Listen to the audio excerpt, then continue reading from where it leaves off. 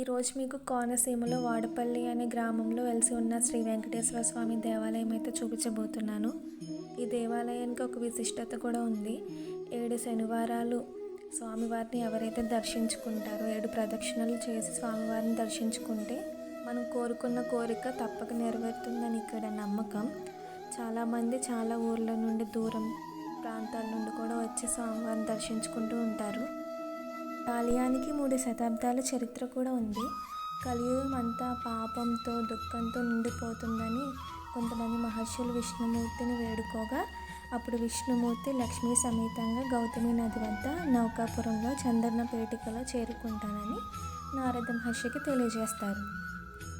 అప్పుడు వృద్ధ బ్రాహ్మణులకు కలలో కనిపించి గౌతమి నదిలో కృష్ణ గరుడ పక్షి వాలిన చోట నేను ఉంటానని చెప్పి మేళతాళాలతో ఆ చందనపేటికను బయటికి తీపిస్తారు.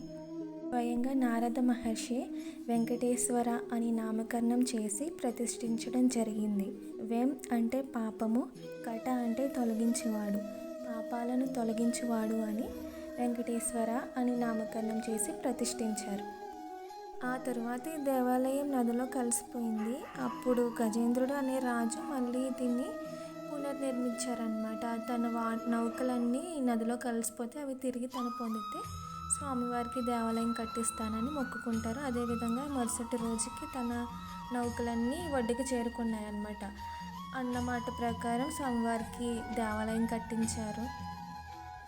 వాడపల్లి వెంకటేశ్వర స్వామి దర్శనం 7 జన్మల పుణ్యఫలంగా ఇక్కడ వారంతా నమ్ముతూ ఉంటారు. అదేవిధంగా వాళ్ళ కోరికలు కూడా నెరవేరుతూ ఉంటాయి.